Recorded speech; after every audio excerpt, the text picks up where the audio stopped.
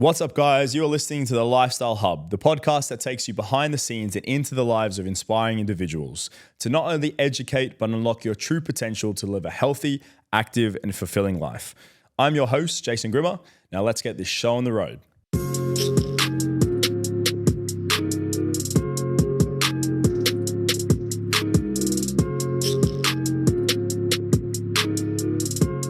What's up, guys? Welcome back to another episode of the Lifestyle Hub podcast.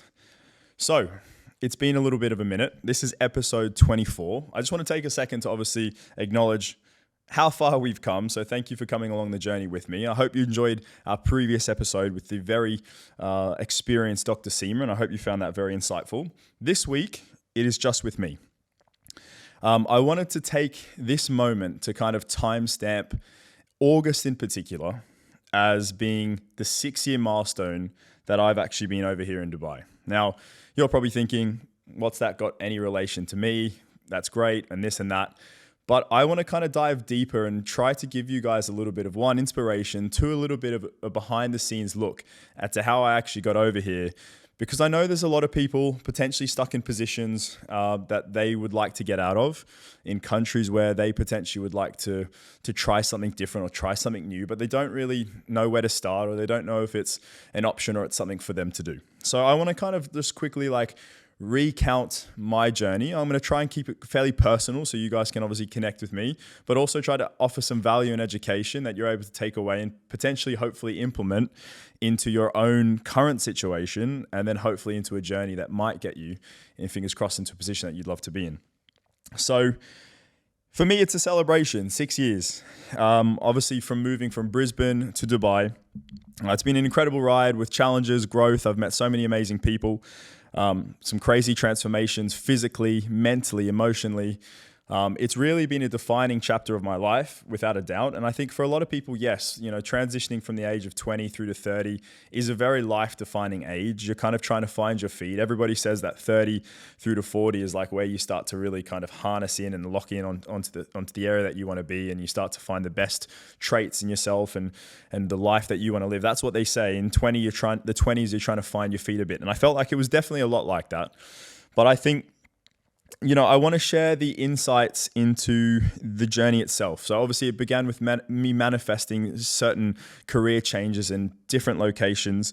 I want to talk about the preparation, the integration, so the preparation to get over here, integrating into life in a new country, stepping out of the comfort zone countless times along the way. And obviously the really kind of, when I will say it's a remarkable journey for anyone to go through any sort of personal journey. And I think navigating, so many unexpected circumstances and, taking the path for the expat life, I think is one that a lot of people won't ever do. And it's something that I've chosen to do. And maybe it's something you might do too. So this is episode 24. Thanks for tuning in. Let's get straight into it. So the journey begins with me, 2013. I've just become a personal trainer. I've done all my education. I'm working at Fitness First, one of the flashiest CBD clubs in Brisbane. Now, I started there because basically leading up to Fitness First, we would travel to Lebanon. You guys know this story. We'd travel to Lebanon every year. We'd bypass through Dubai to see family. Every time I'd come through, I'm just going to keep this little story quick because you've heard it before, but we'd come through Dubai and I'd love that there was an Arabic culture here mixed with the Western culture. Being from Brisbane, it's a very Australian city. Didn't really grow up with any of the Arabic culture, and I'd only experience that when I'd go to Lebanon, which I've done so many times, but I really loved that. And I was like, I'd love to be immersed a little bit more in that kind of culture. And Dubai had the perfect combination of both. So every time I'd come over, I would kind of get an insight into what that life looked like. And I said, you know what? This is something that I want to set my sights on. And I thought to myself, I'm going to do my personal training courses because I was always passionate about health and fitness and helping people and in staying fit and active. And I wanted to move over to Dubai and be a trainer. Now, I didn't know what that would look like at that stage, but I'd written it on a whiteboard in my room. And since I was young, I've always been somebody that liked to have a visual guide in front of them to put things on. Even, I'm gonna cut this out for the reels, but even in my room, I took the time to get canvas. And there was a page, some of you guys will still remember this. It was called Boss Hunting. It was on Facebook at the time because there was no real Instagram. And literally on this page, they put these really cool pictures, and a lot of them had sort of materialistic or luxury-based items like yachts. And there were celebrities, there were rich sport players, pro athletes, you name it. It was a montage of like what I would say was very cool things, boss things, as per the page name.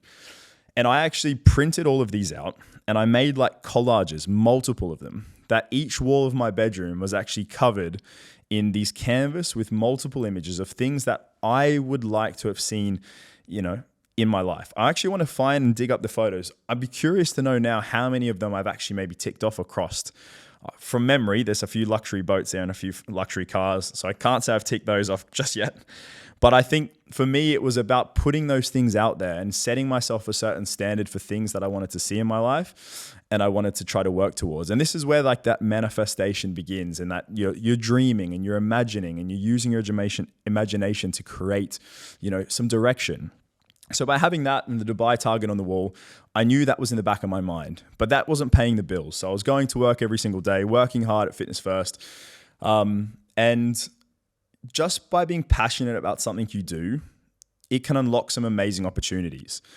So this is where it all begins, really. I think making sure that you find what it is that you're passionate about and you pursue that. And if it's something that you're not passionate about now, reevaluate if that's where if that's where you're really going to unlock the life that you really want to live.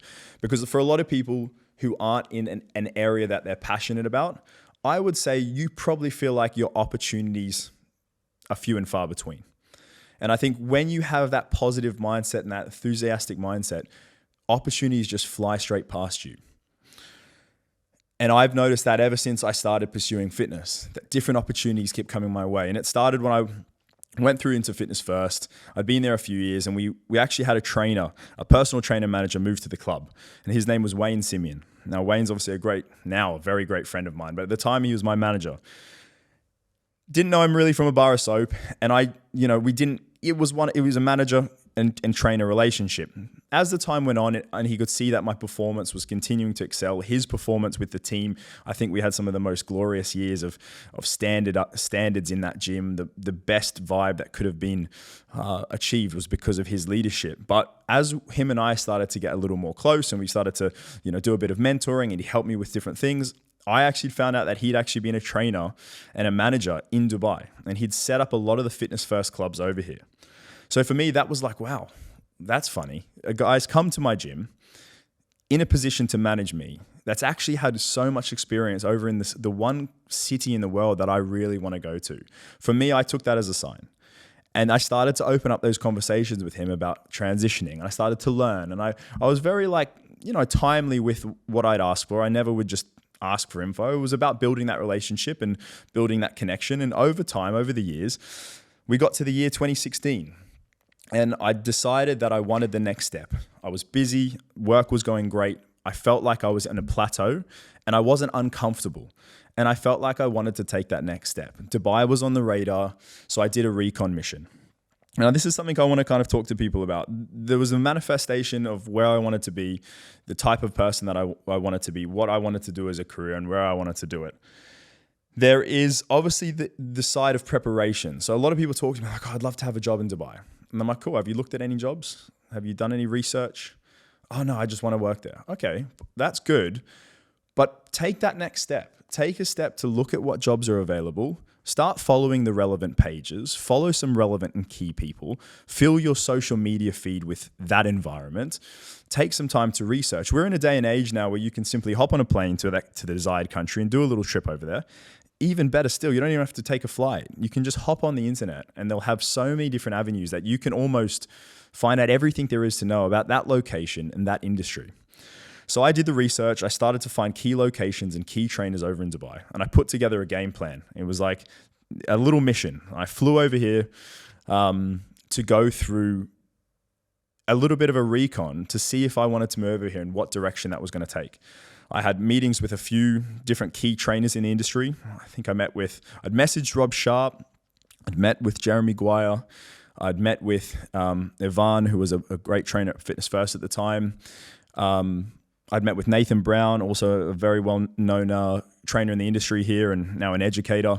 So I met with some really key people over in the industry, and I was lucky. That was a lot through the connections through Wayne, but also through just me messaging him on Instagram and saying, hey, can I have a bit of your time? I'm happy to pay you for the hour. I'd love to know a little bit more about how you find Dubai. I'm coming from Australia. I'd love some help. This was great. So these people sat with me. I got a bit of an idea, and I went back home absolutely buzzing. So I knew for me, I was coming over.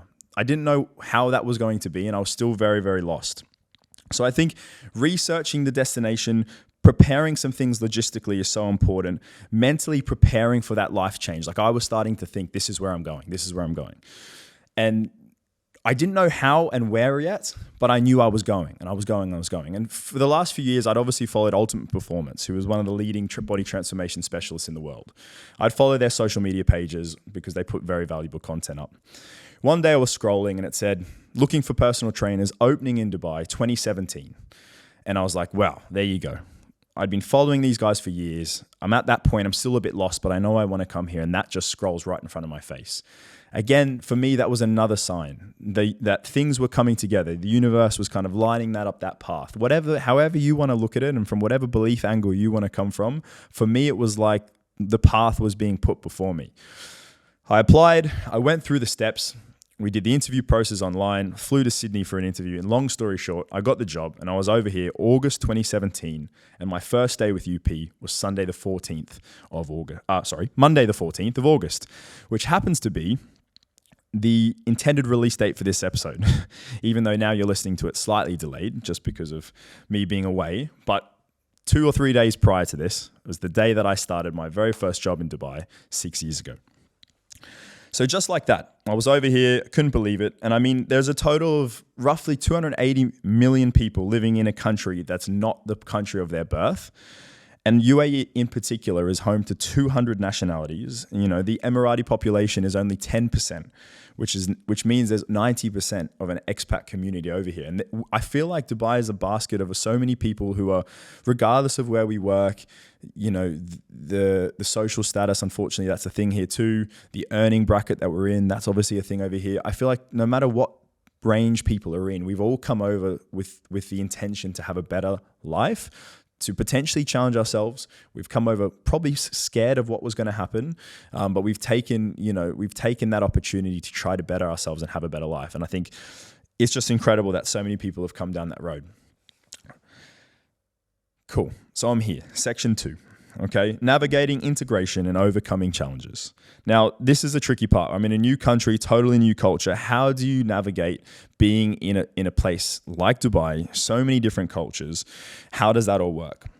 So for me, the most important thing was obviously, I think for a lot of people, it's where are you spending most of your time? Generally, that's wherever you're staying now, or where you're working. So when I came over, I was lucky enough to be in a villa with some friends. And I think that would be my biggest advice to someone. Move over into an accommodation with other people, because straight away you're connecting with people who are more established here and you're starting to find out a little bit more about how things work and what the area is like, etc.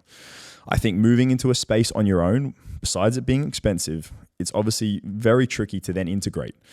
Work is another place to try to find friends and socialize. And I think for a lot of people, that's where it all begins. And you go to your workplace, you start to meet people. And if you didn't know anyone over here prior, that's going to be the best place.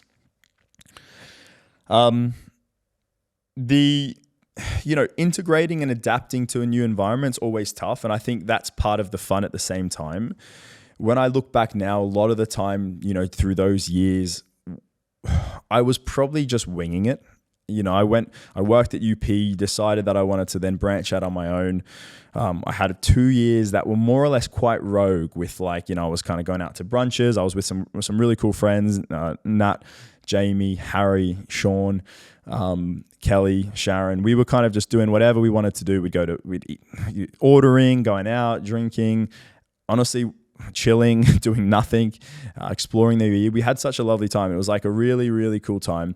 Career was still moving forward, but it was just a time of it was like an integration phase.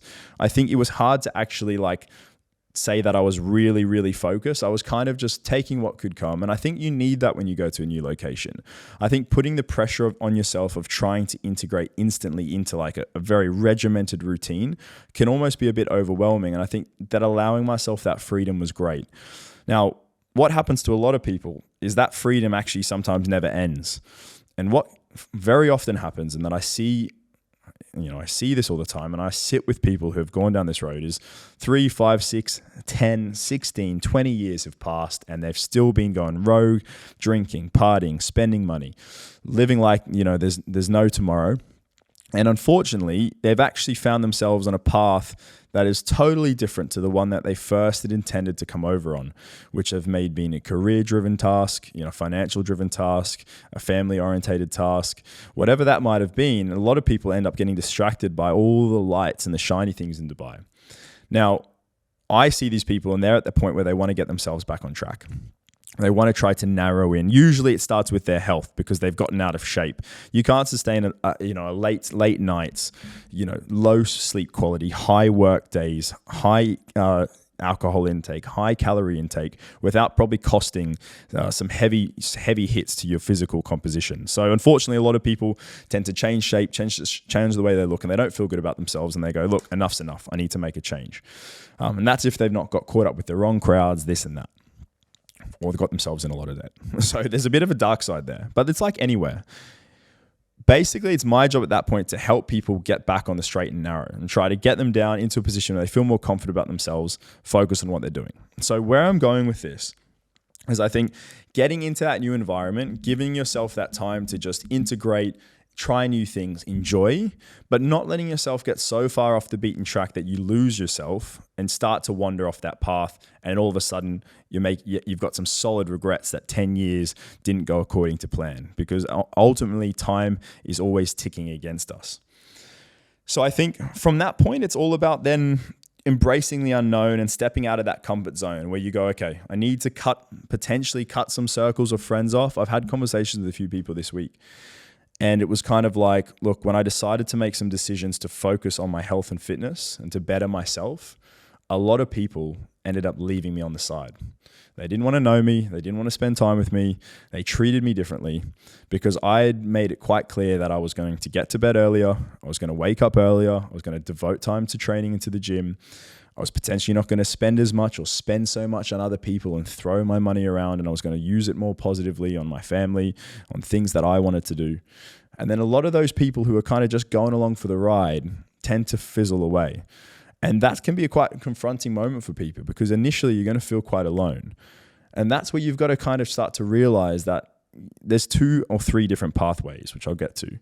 But if those people, if there's a lot of people that aren't going to be on the same path as you. And you've already identified this when you were back in your original country and you decided to make this move. If you're in a country now and your circle of friends, you're not feeling like you want to be going in that same direction, you have to make that decision to come over here. And all of us have done that.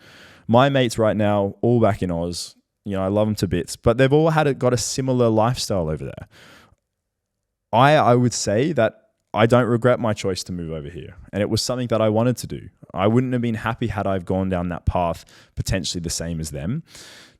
Their path's amazing, but it's just not what I wanted. And I've come over here and I've had to take that step. Then you're over here and there's people distracting. But again, you have to take that step towards the path that you want to be on.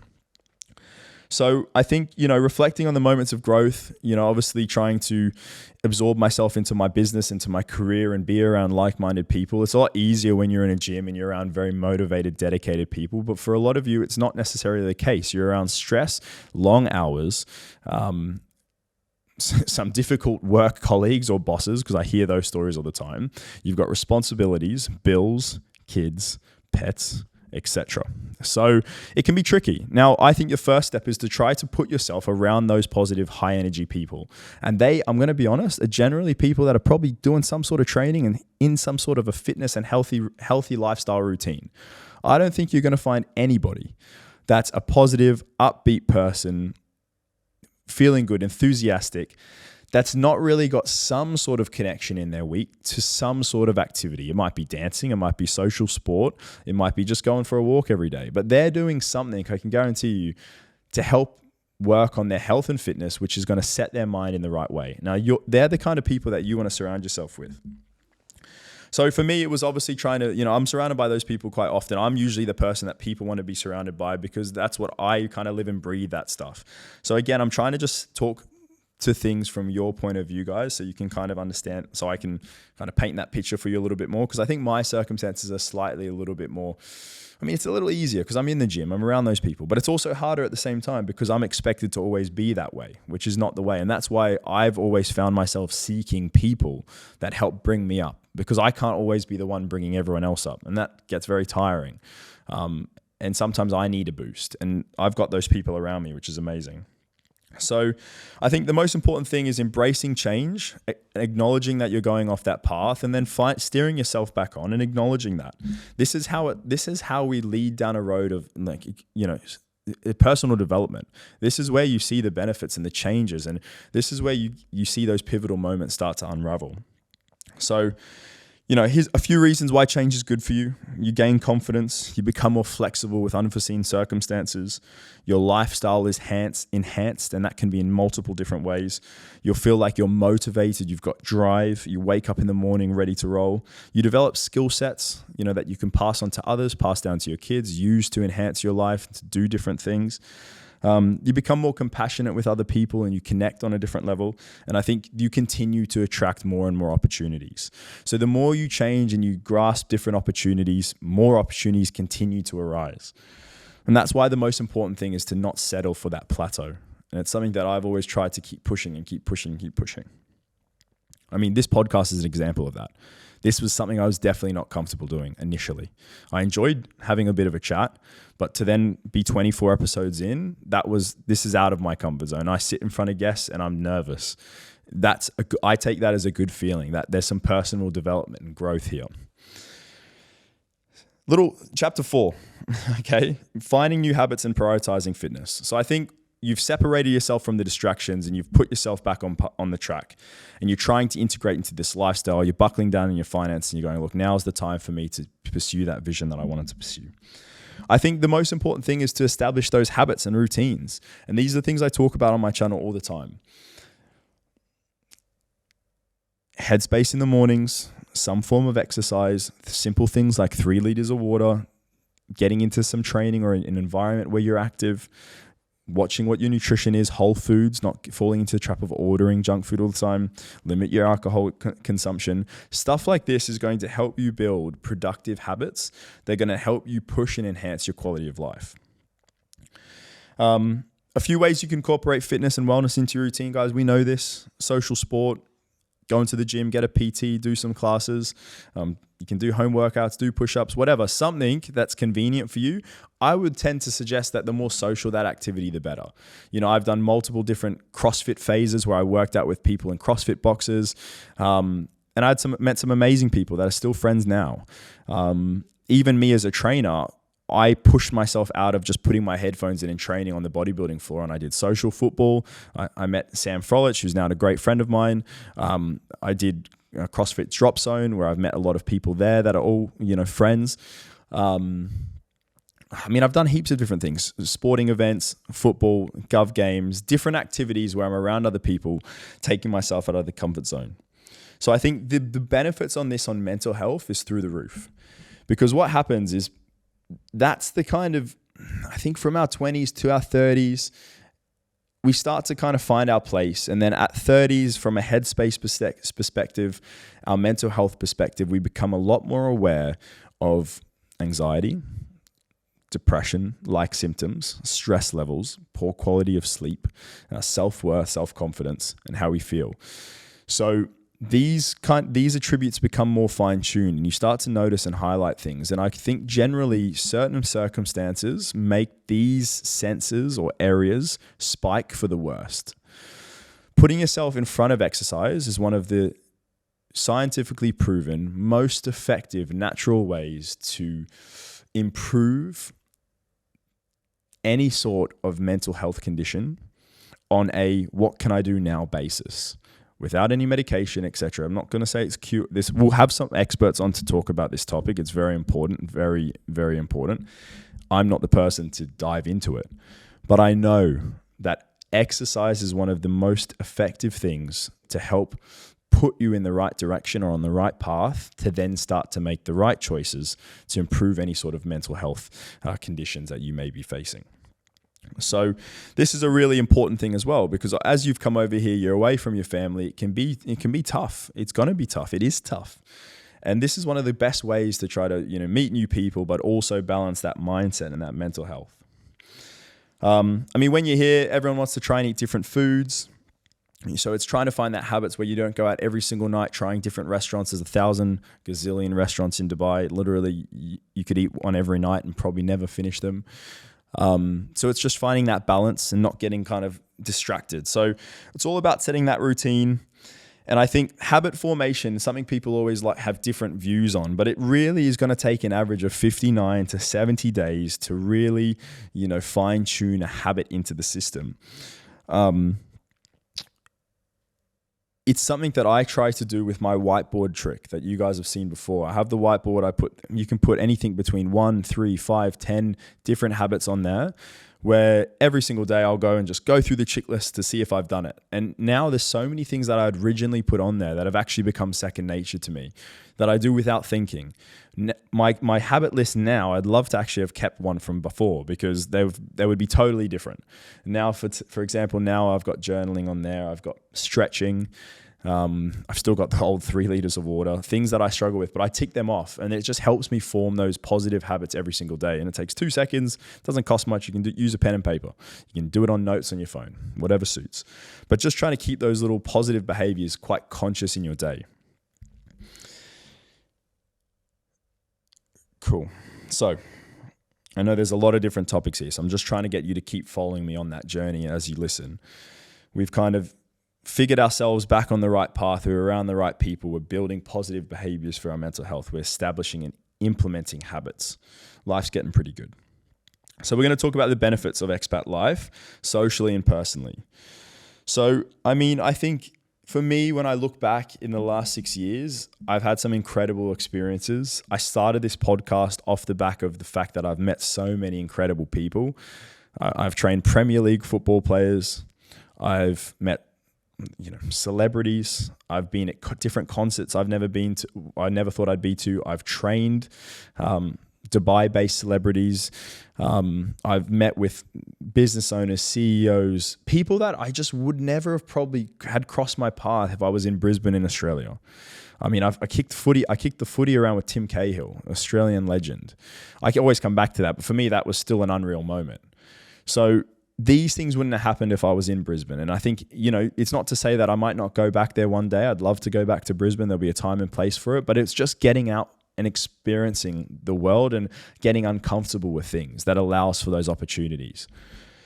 So there's been so many benefits of being over here. Look, Dubai is an amazing spot. There's so many other amazing countries in the world, but I think Dubai has to be one of the leading countries at the moment. And it has been for a long time. When I came over, I thought I was on the back end of the rise of the health and fitness industry. And I know there were some glory years with that.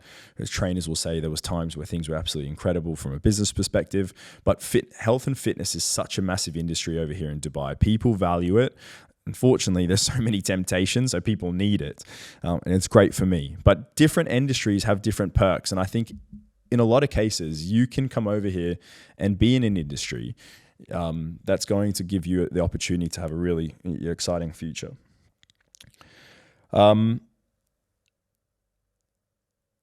the last 40 years, I think expat failure averages out at 40%, with a destination playing an important role in this. So what that means is where people choose to go, obviously quite often dictates whether or not they have a successful experience. Now, there's a lot of people that have come over here, and not to say that there's a handful that have come over here and left, and it wasn't for them. They didn't really establish anything, but they still made the choice. But I would say they'd go back home with either regrets that they didn't try hard enough, or actually sleeping okay at night and saying, hey, I made the stretch, I went to Dubai, it wasn't for me, and now I'm ready to pursue my passion, my career, my life back where I began.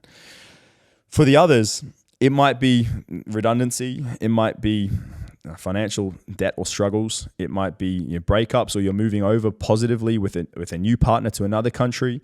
There's heaps of different reasons why people go back, or it's just simply time to move back home, which has been the case for a lot of close friends of mine. Unfortunately, fortunately for them, they've taken that next step in the chapter, moving back home after a successful stint over here. Unfortunate for me that I've lost some friends, but that's just the way of the way it works over here. But a number of reasons why failure will occur, in that transition for an expat is largely due to social isolation. Okay, so not being surrounded by people, isolating themselves, not integrating correctly, cultural shocks, so coming into a new environment and not being able to adapt.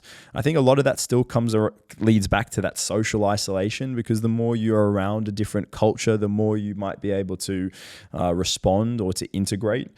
Family pressure is another big one. Potentially, your family are telling you to come home. That's one that's always on my mind, and I'm actually in the process of really having serious conversations with my parents to bring them out here, because that would literally be the most amazing thing. For me, I always feel that pressure of my parents are home, we're not getting any younger, time's passing, but the opportunities here to be able to provide opportunities for the family are so much higher, and if I go back, it's just not the same level, and I think that's the case for a lot of us. So that's one of the things, that family pressure, having to go home, and responsibility overload. There's too much. You can't juggle and balance it all.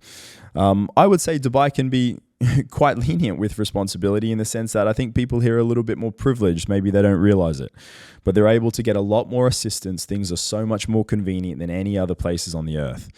I always have that funny conversation where people say to me, I can't work, or I can't work because I got to raise the kids. And I'm like, well, hang on a sec. Back in Oz, most mums were having to work full-time jobs while raising a family. And my best mate's mum did that, 5 kids, principal of a school, and divorced. Now, it doesn't literally get any more challenging than that. So I think we've also got to be, aware of how much assistance there is and availability to resources over here as well. But that just kind of, the reason I touched on that is I just wanted to highlight the social isolation. And that's why I think getting into a gym facility, a fitness facility, is the most amazing thing you can do, because you meet positive, like-minded people that are going to bed early, waking up early, ready to rock and roll, who are generally going to hopefully big you up in the endeavors that you seek to achieve. So, Chapter 6, seeking mentorship and embracing the next steps. I obviously prepared a bit of this one today, guys. I really was excited to present this episode to you, because I think there was a lot of information and value that I could hopefully provide. So the mentorship and the next steps has been pivotal. I've always been someone that's been willing to learn, has accepted that I don't know everything, valued connecting with other people. And it started way back when I walked into the door. Obviously, it started with my dad, because dad was always very, he would always educate my brother and I. He had very many wise, different sayings. And I think dad would always challenge our way of thinking. He would encourage us to look outside the box. He was sometimes a little hard to read, so he made us think. And mum was always very, I'm going to say she's easy to talk to now. Well, growing up, she was probably a bit hard to chat to, only because she'd get angry at a lot of shit. But there was a supportive network there. And some people may have had that growing up. Some people might not have. But at some point, hopefully you found somebody that you could see as a bit of a mentor, that is a bit of a support system. And I went into fitness first, and I ended up saying, look, I need to get a trainer. And I saw a guy on the floor, built like an absolute brick shit house, tank, 6-pack, you name it. His name's Dave Kramer, and he became a very close friend. But before that, he actually became my personal trainer, and then moved on to becoming my mentor and helped me actually establish my business, and is largely credited to the amount of success and traction that I had with my business back in Australia in Fitness First was due to him helping me upskill. And I remember at the time I couldn't sometimes afford sessions and this like that. I was struggling. I was just starting, and he was so supportive, and he would let me, pay him back. And he was just, honestly, I owe Dave so much. And honestly, Kramer, you're on a flight out here on my expense. When I see you at Christmas, I'm going to tell you, but I'd love to have you over here at some point, because you haven't been out yet. But I owe a lot to you. So That was such an amazing relationship and a connection. Then I transitioned to obviously, Wayne supporting me for my journey to come over to Dubai. So that was another moment that I realized I need help, and I tapped into somebody with the skills. When I got over here, I met a number of different people, but in particular, Kelvin Garner was another one that's helped me. He was also my trainer. There you go, guys. Get a trainer. That's all you need, because they're going to sort your problems out, apparently. But Kelvin Garner was my trainer at the time, and he's also been a mentor and now a great friend for me. So I've always gone down the pathway of trying to seek out an upskill. I've actually spent, some days I get annoyed at myself because I'm like, fuck, I've spent so much money on other people to try help me. But it's not a negative thing. Because I'm like, I could have bought this, I could have bought that. Sometimes I think that's the right way to be, is to go and upskill yourself. Sometimes you'll pay something for somebody and it won't have been what you would have liked it to be, but you don't know that unless you've tried. And I think devoting some time and some finances to upskilling yourself is one of the best things you can ever do. They're going to help you unlock the next step. Sometimes it's a matter of just being able to speak to somebody. Just get ideas rolling. Talk about what you want to do next. Friends are great, but sometimes we can be around friends that potentially take most of the conversation. They can be a little bit more, maybe you're a bit more shy to share those true dreams and endeavors with them. It depends on the level. But for a lot of people, you're still building those friendship relationships in that circle. Maybe you just don't want to tell anybody. So having that mentor figure is like a safe place and a safe space. And that's how I've always seen it. So mentorship has definitely shaped my personal and professional growth extremely. It's been extremely valuable. Taking on new challenges has been something that I think for a lot of people is daunting, but it can be so rewarding. Think about the last time, just stop and think for a second, the last time that you accomplished something that initially you did not want to do or you didn't think you could do. How good was that moment afterwards? It's one of the best feelings in the world. Sometimes that happens and then we just forget about it and we just let it sit. And I think the most important thing is to continually set ourselves small, uncomfortable targets to keep us from getting relaxed or, laid back in the armchair and trying to keep us on our toes a little bit.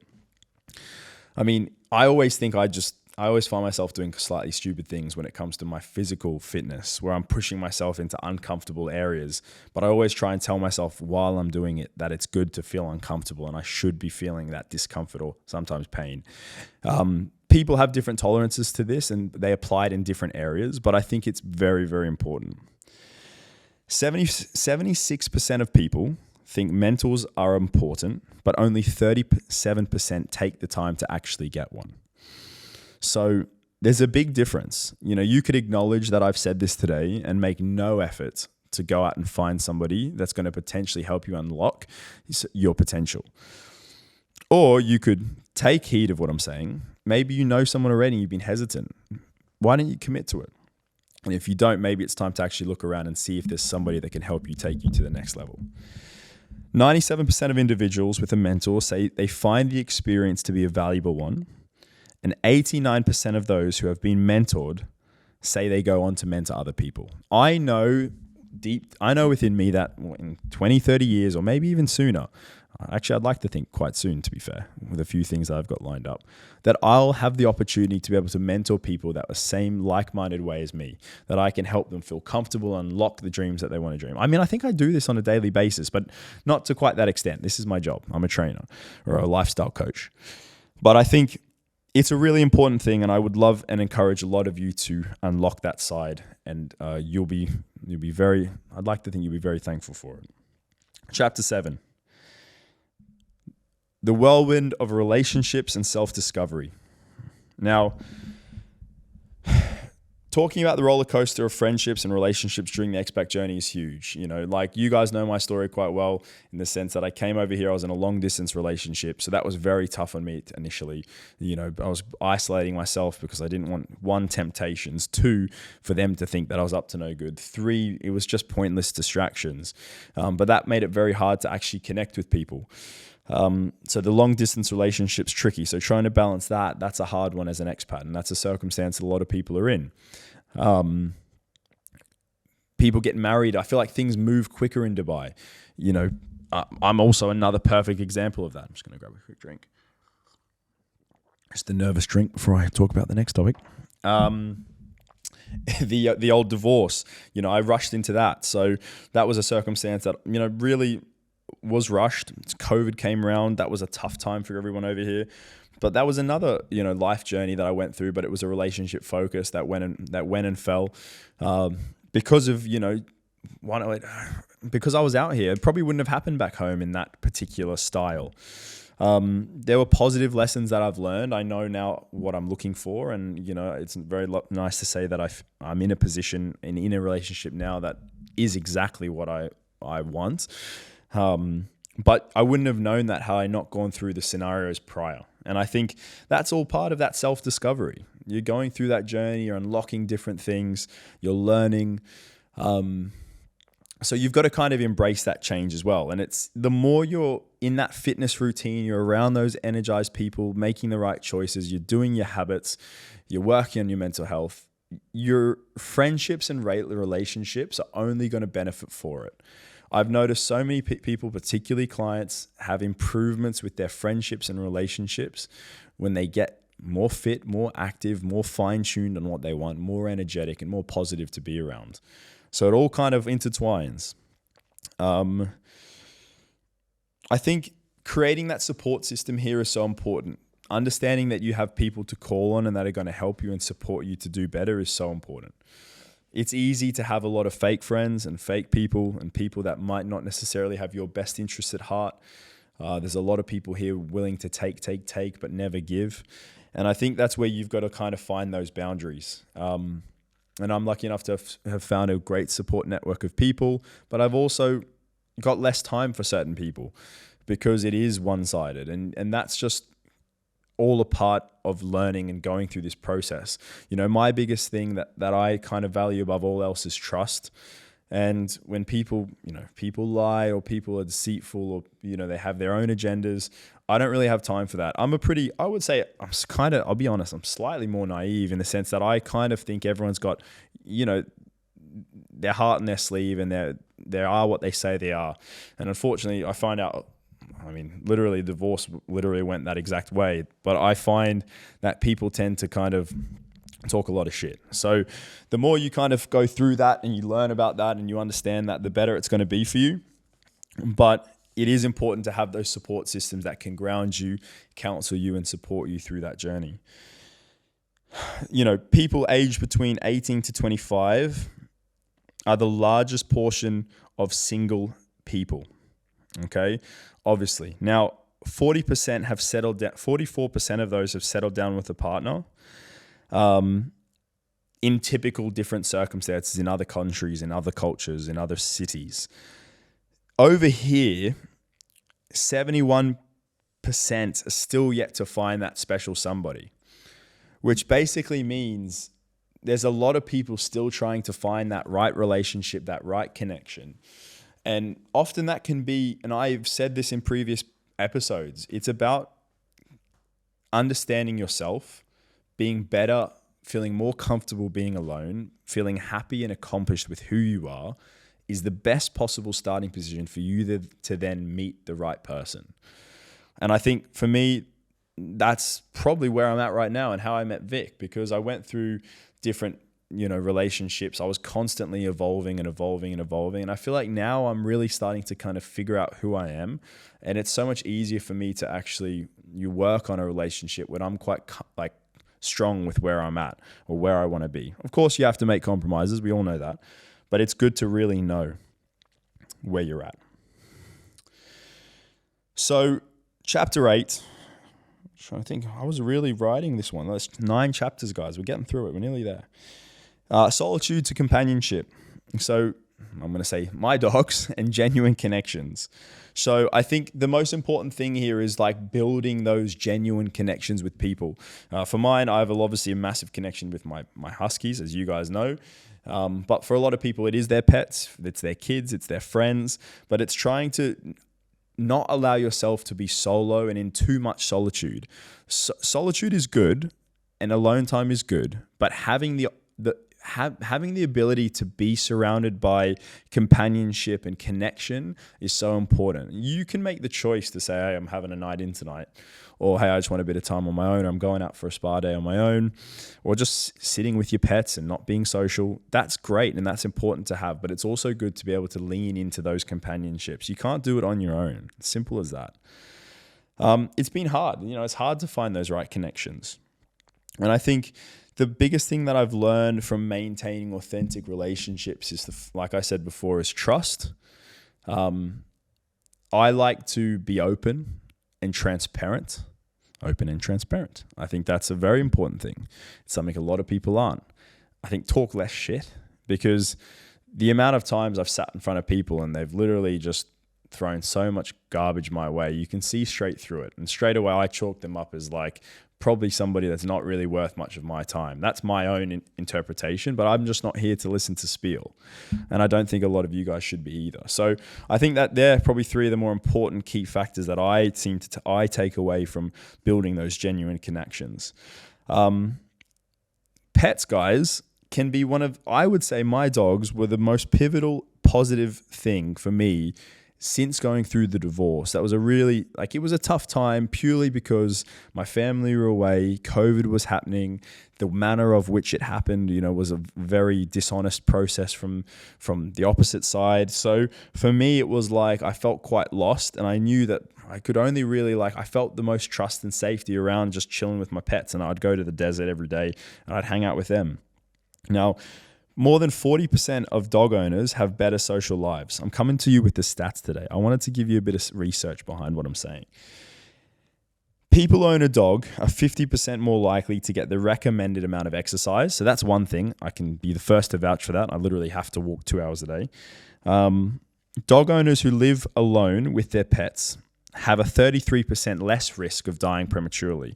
Now, what that can mean is it just encourages a more social, active, conscious lifestyle where you're genuinely taking care of yourself, looking after your health. You're turning up each day. You're obviously you feeling valued that you're providing care for somebody other than yourself. So you tend to take more pride in organization, timing, being less selfish. You've got responsibilities that can become in the form of kids too for a lot of people. But I'm just saying, for those people who are out here feeling a little bit alone, maybe you could get like a pet or something like that. That would be get them for the right reasons, guys. Get them for the right reasons. But that's how I've obviously developed a lot, by having Loki and Luna there to get me through. So chapter 9, reflecting on personal growth and looking ahead. I think sitting here, I'm at the 6-year mark. I'm kind of thinking, what's next? This year, a lot has happened. A lot has happened. The podcast has kicked off. So many improvements, fine-tuning, tweaking, navigating the 365. That is only about to get a lot bigger, and you guys will be right along for that journey as it comes. But there are things moving forward, and I've got so many visions and dreams. I'm definitely not where I want to be yet, and I think the stress of that sometimes can be overwhelming. I'm very harsh on myself, and that's why all the things that I've mentioned in today's episode are so important to allow me to now be in a position where I was comfortable, uncomfortable, comfortable, uncomfortable. Now I'm uncomfortable. Now I'm trying to make myself, I was comfortable about 6-7 months ago. Now I'm trying to get myself uncomfortable again and believe that I can do certain things that make me scared, make me nervous, are intimidating. And all the little steps that I spoke about are so important. Those connections, that health and wellness, that mental health, those habits, the foundations, manifesting, meditation, the right people, support network, being okay by yourself. All of those little areas that I've spoken about today are helping me right now take that next step, even though I don't know it. And it's credit to me taking the time to introducing all those things along the way. And that's what I want you guys to do. It's not going to happen overnight. It takes time. And each door will keep opening. One door will close, the next will open. One door will close, the next will open. As long as you keep your mind open and you keep imagining. I think, the physical transformations that I've been through in that time have allowed me to understand what I expect from my body and from what I expect from myself visually and how I want to look and be perceived. So that's been an important transformation. The educational transformations that I've been through, I've been upskilling my skill set in the gym. My ability to think as not only a trainer on the floor with people from a coaching perspective, but also be a business owner at the same time. I'm learning from a lot of people that I'm around.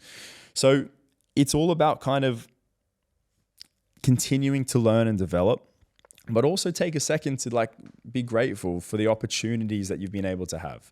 And sometimes I think in particular in moments like this, when I'm feeling so stressed and overwhelmed, it's so important to just take a moment to be grateful for where I am, to recognize how far I've come, and to kind of say, hey, just take it easy. Be grateful what's happened. Take a few deep breaths. Tomorrow's going to be a new day. Take it one step forward tomorrow. Maybe I didn't take any steps forward today. Maybe I took one step backwards today. Tomorrow will be two steps forward. So that's the same for you. Take a second now. Just think about something that you're grateful for. Think about something that you feel very privileged to have achieved or have done or to do or to wake up to or whatever that might be. To acknowledge how far you've come. And tell yourself it's going to be okay. And tomorrow, when you finish listening to this episode, right now even, that next thing you're going to do is going to be a positive one. You're only ever one decision away from your next best choice. Think about it. You didn't go to the gym in the morning, but you're one decision away from going back in the evening. You had one burger at night, but your breakfast is eggs on toast. Perfect. One bad decision, one good decision. We're back on track. We're rolling. Let's rock and roll. That applies to so many things. As long as you're aware of it. Don't take that for granted. So guys, setting new goals, that's an important part. When you achieve them, take the time to reset. I think a lot of people focus on quarterly or annual goals. That's such a great thing to do. And the most successful people will swear by these kind of practices. It's something I definitely encourage you guys to do, whether that be fitness, personal, financial. I do a little grid, 4 boxes. I have personal, I have financial, I have career orientated, and I have, I think I said health. And in each of those, I put 3 things that I want to work on, within that set time frame. Usually it's a year. And then in each of those 3, I then digress and I go, all right, we're going to do 3-month goal, 3-month goal, monthly goal, and then a daily habit that can lead to that. So there's so many different little drills and keys you want to do. If you do like that and you want me to kind of put that together for you, just comment in the comment section below and I can get that mapped up and sent over to you. You can give it a go. People who set goals are more successful. A study by multiple different sources and universities found that people who set goals are 43% more likely to achieve them. Now, I like those kind of odds. And that can be any type of goal. If you set some goals and you put your mind on it, it's like me. Let's rewind that clock to earlier in this episode, 2013. I put Dubai on the whiteboard. I'm going to find all of that so I can show you. Here I am 6 years later. I still have to pinch myself sometimes. Crazy, crazy, crazy. So guys, as I celebrate this significant milestone, I'm filled with so much gratitude for the incredible journey that it's been. It's been incredible to be an expat over here in Dubai, but also you don't feel like an expat. You feel like, you're one of the people here. Dubai's got such an amazing way of integrating, its people into the culture, into the city. And, from manifesting dreams to navigating challenges, embracing change and fostering meaningful relationships, each step has contributed to my growth as an individual. Now, that's without a doubt the case on every single level. So if you're ever on a similar journey, guys, remember that experience, whether positive or challenging, shapes who you become. And it's as simple as that. So embrace it, open your arms to that change, open your arms to that discomfort. And you guys too will find yourselves looking back on a journey that you can hopefully be proud of, looking forward to a journey that you're going to be very excited about. Thank you so much for taking the time to listen to this week's episode of the Lifestyle Hub, getting into my head a little bit, allowing for me to express myself, listening to my journey, and hopefully taking away some bits of advice and wisdom that you can apply to yourself right away. That's it. Episode 28 of the Lifestyle 28. I'm a bit ambitious. Episode 24 of the Lifestyle Hub podcast. Wrapping up, guys. Thanks for listening, and I will catch you later. Alrighty, guys. Lastly, before we go, I do have a quick favor to ask you. If you're enjoying the Lifestyle Hub podcast episodes, please take a moment to firstly give us any feedback, subscribe, like, and share. If you have any questions or any topics in particular you would like to hear, please let us know in the comments below. Please make sure you turn on post notifications so that you can be notified as soon as the episodes are released, which is every single Monday.